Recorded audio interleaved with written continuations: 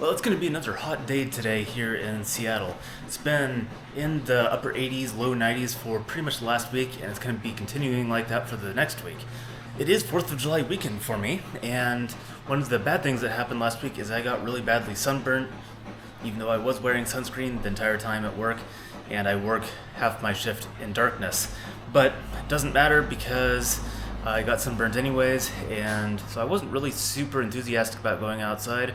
I needed to catch up on some sleep anyways. I didn't get as much done around the apartment as I would have liked, but I have made quite a bit of progress. So first off, I'm going to start with my piano. I almost have a piece memorized, something I've been working on for a long time, but it's actually really close. It should be performance ready sometime later in the month. Moving on to my table here, there's still some random stuff on my table, but for the most part it's cleaned off, so it should just be sewing stuff and a couple of other miscellaneous items. This is a sewing machine that I found used, and it is the latest model. It's like a lot of things that I buy used, but the latest model, so I got it for like half price, and everything seems to work on it. I can't even tell that anyone has ever used it, so I'm pretty excited about using that. I need to start making some sails for that boat.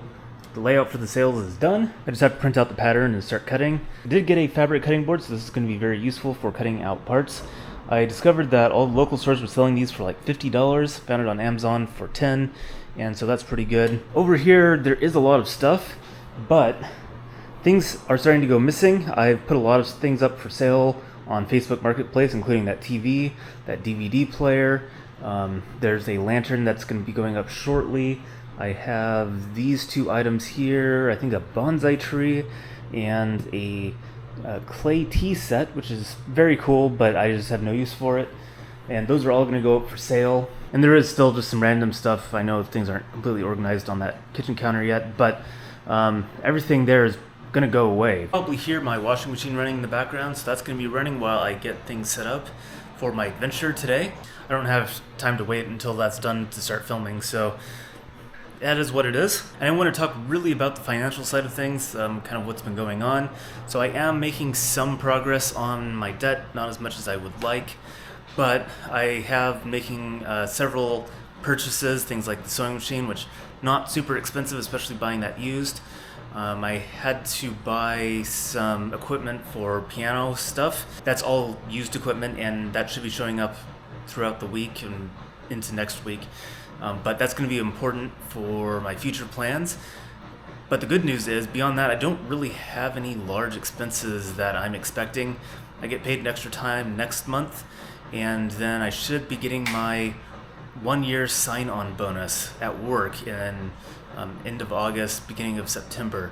That should knock out quite a bit of debt, although some of it I'm going to be saving for an emergency fund again, because even though I have paid off my credit card, it's been just kind of bouncing around zero while I get myself geared up so projects don't just get completely stalled out. That's always kind of the issue. I don't like having projects stalled out, so I just can't do anything when I have free time. So all the projects are still ongoing, making good progress, but today it's going to be hot, and I think I found the perfect place to go on a really hot day, and some place that I won't have to worry about the sun. But first I need to go down to my storage unit and grab a couple things. One thing I should mention is I replaced the plug for my refrigerator. I found that you could actually get entire new cords on Amazon for really cheap, and this one has a much better plug. In fact, it's the same plug that I use for my Bluetti, except it has a different adapter on the end that goes into the fridge.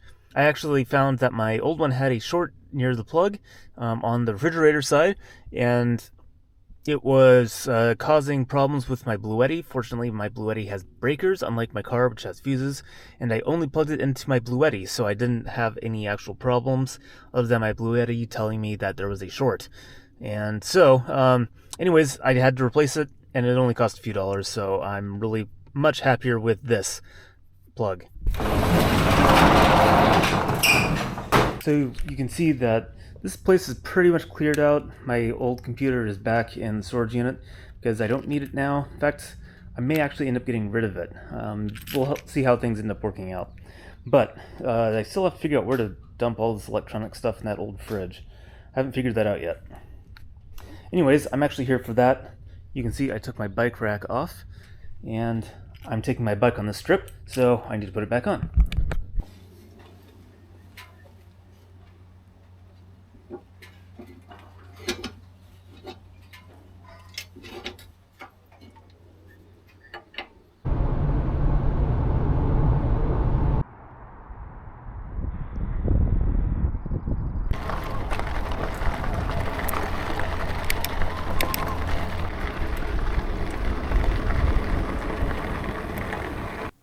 I decided to take my bike up to Snoqualmie Pass and ride through the Snoqualmie Tunnel. I've wanted to do this ride for a long time. It's only about a 2-mile long tunnel, which is definitely plenty long, but it's deep underground. It averages, I think, something like 55 degrees during this time of year, so it was very cool. I actually had to put a jacket on even though it was 90 degrees outside. And it was super dark in there, and that was really cool because you could see the pinpoint light of the end of the tunnel and just see the flashes of other people biking and walking through the tunnel. Going this direction, I did not have enough lights on. Just my headlight alone was enough to keep myself upright on my bicycle, but I couldn't go very fast because I just couldn't see far enough ahead of me. Riding through a long tunnel like this on a bike is a very unique experience though, and I'm really glad I did that. After going through the tunnel, I decided to just try riding down the trail a little bit further. This is a trail that I've actually featured on this channel before. It is the Milwaukee to Seattle old electric rail line, and it has been since turned into a bike trail.